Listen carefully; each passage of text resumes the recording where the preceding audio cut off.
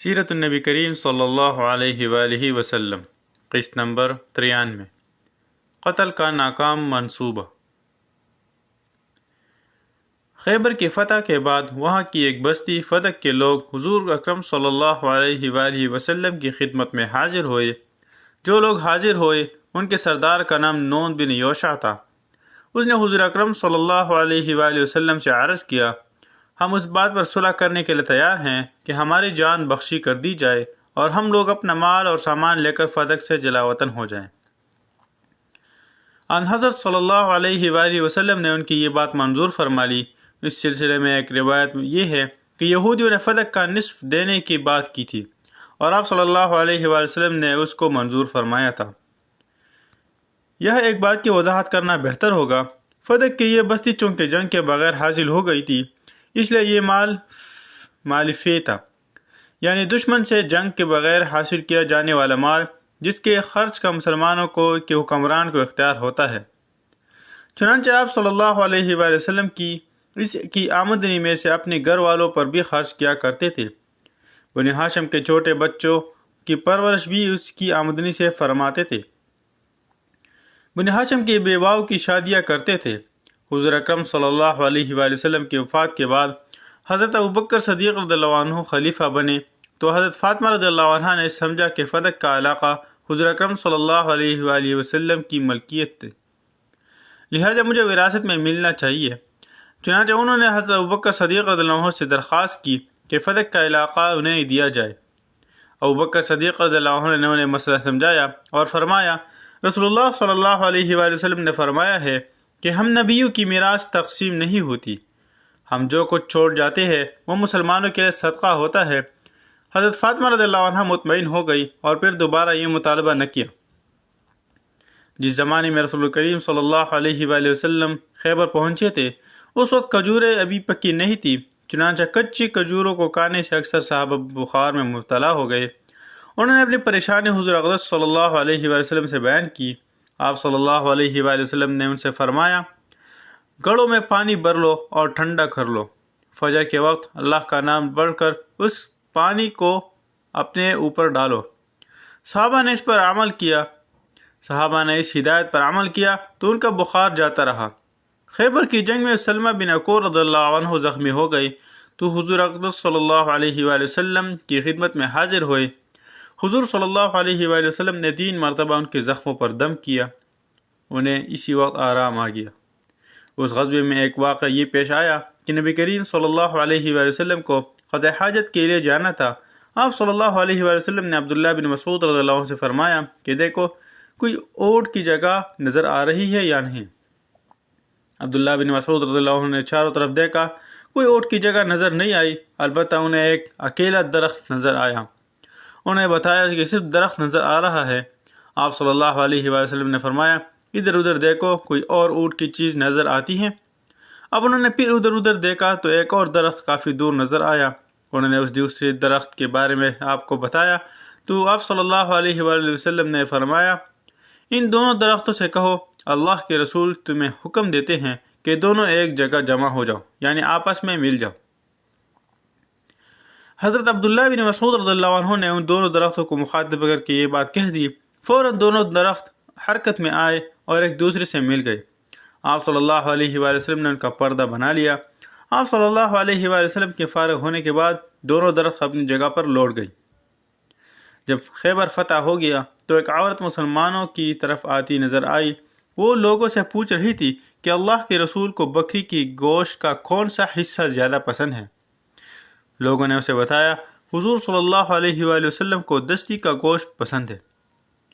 اس عورت کا نام زینب تھا، یہ محب کی بھتیجی اور سلام بن مستقم یہودی کی بیوی تھی۔ یہ بات معلوم کرنے کے بعد وہ واپس لوٹ گئی۔ اس نے ایک بکری کو ذبح کیا، پھر اس کو بونا اور اس کے دستی والے حصے میں زہر ملا دیا۔ ان حضرت صلی اللہ علیہ وآلہ وسلم مغرب کی نماز پڑھا کر واپس تشریف لائے تو اس عورت کو منتظر پایا۔ آپ صلی اللہ علیہ وآلہ وسلم نے اس سے آنے کا سبب پوچھا تو بولی، اے ابو القاسم، میں آپ کے لیے ایک ہدیہ لائی ہوں۔ حضور اکرم صلی اللہ علیہ وآلہ وسلم کے حکم پر اس کا ہدیہ لے لیا گیا اور آپ صلی اللہ علیہ وآلہ وسلم کے سامنے رکھ دیا گیا۔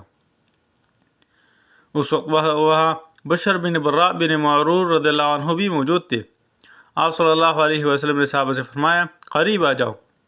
پھر آپ صلی اللہ علیہ وسلم نے دستی سے کھانا شروع فرمایا۔ آپ صلی اللہ علیہ وسلم کے ساتھ ہی بشر بن برا نے بھی دستی سے گوشت کا لقمہ منہ میں ڈال لیا اور اسے نگل لیے، جبکہ آن صلی اللہ علیہ وسلم نے ابھی لقمہ صرف منہ میں ڈالا تھا۔ دوسرے لوگوں نے دوسری جگہوں سے لقمہ لیا۔ جو ہی حضور اکرم صلی اللہ علیہ وسلم نے لقمہ منہ میں ڈالا فوراً اگل دیا اور فرمایا ہاتھ روک لو، یہ گوشت مجھے بتا رہا ہے کہ اس میں زہر ہے۔ اس وقت بشر بن برا رضی اللہ عنہ نے عرض کیا اے اللہ کے رسول، قسم ہے اس ذات کی جس کے قبضے میں میری جان ہے، جو لقمہ میں نے کھایا تھا اس میں مجھے کچھ محسوس ہوا تھا، لیکن میں نے اس کو صرف اس لیے نہیں اگلا کہ آپ کا کھانا خراب ہوگا۔ پھر جب آپ نے اپنا لقمہ اگل دیا تو مجھے اپنے سے زیادہ آپ کا خیال آیا اور مجھے خوشی ہوئی کہ آپ نے اس کو اگل دیا۔ اس کے بعد اس کا رنگ نیلا ہو گیا۔ وہ 1 سال تک اس زہر کے زیر اثر رہے اور اس کے بعد فوت ہو گئے۔ حضور اقدس صلی اللہ علیہ وآلہ وسلم نے اس یہودی عورت کو بلوایا اور اس سے پوچھا کیا تو نے بکری کے گوشت میں زہر ملایا تھا؟ اس نے پوچھا آپ کو یہ بات کس نے بتائی؟ جواب میں آپ صلی اللہ علیہ وآلہ وسلم نے ارشاد فرمایا مجھے گوشت کے اسی ٹکڑے نے یہ بات بتائی جو میں نے منہ میں رکھا تھا۔ اس نے اقرار کیا ہاں میں نے زہر ملایا تھا۔ تب آپ نے اس سے پوچھا تم نے ایسا کیوں کیا؟ جواب میں اس نے کہا آپ لوگوں نے خیبر کی جنگ میں میرے باپ، بھائی اور میرے شوہر کو قتل کیا اور میرے قوم کو تباہ کیا، اس لیے سوچا اگر آپ صرف ایک بادشاہ ہے تو اس زہر کے ذریعے ہمیں آپ سے نجات مل جائے گی، اور اگر آپ نبی ہیں تو آپ کو اس زہر کی پہلی ہی خبر ہو جائے گی۔ اس کا جواب سن کر آپ نے اسے معاف فرما دیا، کیونکہ آپ اپنی ذات کے لیے کسی سے بدلہ نہیں لیتے تھے، البتہ مسلمانوں کو کوئی نقصان پہنچاتا تو اس سے بدلہ لیتے۔ جہاں تک تعلق ہے بشر بن برا رضی اللہ عنہ کا، تو اس وقت فوت نہیں ہوئے تھے، لیکن جب بعد میں زہر سے ان کی موت واقع ہو گئی تو اس وقت آپ صلی اللہ علیہ وآلہ وسلم نے اس عورت زینب کو بدلے میں قتل کرا دیا تھا۔ کہا جاتا ہے کہ حضور اکرم صلی اللہ علیہ وآلہ وسلم نے وفات کے وقت اس زہر کا اثر محسوس کیا تھا اور فرمایا تھا اس زہر کے اثر سے میری رگیں کٹ رہی ہیں۔ غرض خیبر کی جنگ کے بعد حضور اکرم صلی اللہ علیہ وآلہ وسلم نے اس غزوے کا مال غنیمت تقسیم فرمایا۔ خیبر کی جنگ کے بعد حضرت خالد بن ولید، حضرت عمر بن عاص اور حضرت عثمان بن طلحہ رضی اللہ عنہم ایمان لانے کا واقعہ پیش آیا۔ اس بارے میں خود حضرت خالد بن ولید رضی اللہ عنہ فرماتے ہیں جب اللہ تعالیٰ نے مجھے عزت اور خیر عطا کرنے کا ارادہ فرمایا تو اچانک میرے دل میں اسلام کی تڑپ پیدا فرما لی اور مجھے ہدایت کا راستہ نظر آنے لگا۔ اس وقت میں نے اپنے دل میں سوچا کہ میں ہر موقع پر محمد صلی اللہ علیہ وسلم کے مقابلے اور مخالفت میں سامنے آیا اور ہر بار ہی مجھے ناکامی کا منہ دیکھنا پڑا۔ ہمیشہ ہی مجھے یہ احساس ہوا کہ میں غلطی پر ہوں۔ محمد صلی اللہ علیہ وآلہ وسلم کا بول بالا ہو رہا ہے۔ پھر جب محمد صلی اللہ علیہ وآلہ وسلم عمرے کے لیے مکہ میں تشریف لائے تو میں مکہ سے غائب ہو گیا تاکہ آپ کے مکہ میں داخلے کا منظر نہ دیکھ سکوں۔ میرا بھائی ولید بن ولید آپ صلی اللہ علیہ وسلم کے ساتھ تھا۔ وہ مجھ سے بہت پہلے مسلمان ہو چکا تھا۔ اس نے مکہ پہنچ کر مجھے تلاش کرایا مگر میں وہاں تھا ہی نہیں۔ آخر اس نے میرے نام خط لکھا۔ اس خط کے الفاظ یہ تھے میرے لیے سب سے زیادہ حیرت کی بات یہی ہے کہ تم جیسا آدمی آج تک اسلام سے دور بھاگتا پھر رہا ہے، تمہاری کم عقلی پر تعجب ہے۔ رسول اللہ صلی اللہ علیہ وآلہ وسلم نے تمہارے بارے میں مجھ سے پوچھا تھا کہ خالد کہاں ہے؟ میں نے عرض کیا اللہ بہت جلد اسے آپ تک لائے گا۔ اس پر حضور اکرم صلی اللہ علیہ وآلہ وسلم نے ارشاد فرمایا اس جیسا شخص اسلام سے بے خبر نہیں ہو سکتا اگر وہ اپنی صلاحیتوں اور توانائیوں کو مسلمانوں کے ساتھ مل کر مشرکوں کے خلاف استعمال کرے تو ان کے لیے خیر ہی خیر، اور ہم دوسروں کے مقابلے میں انہیں ہاتھوں ہاتھ لیں گے۔ اس لیے میرے بھائی اب بھی موقع ہے، جو کچھ تم کھو چکے ہو اسے پالو، تم بڑے اچھے مواقع کھو چکے ہو۔ حضرت خالد بن ولید رضی اللہ عنہ کہتے ہیں کہ جب مجھے اپنے بھائی کا یہ خط ملا تو مجھ میں جانے کی امنگ پیدا ہو گئی، دل اسلام کی محبت میں گر گیا۔ ساتھ ہی حضرت صلی اللہ علیہ وآلہ وسلم نے میرے بارے میں جو کچھ فرمایا تھا اس سے مجھے بہت زیادہ خوشی محسوس ہوئی۔ پھر رات کو میں نے ایک عجیب خواب دیکھا۔ سلسلہ جاری رہے گا، باقی اگلی قسط میں انشاءاللہ تعالی۔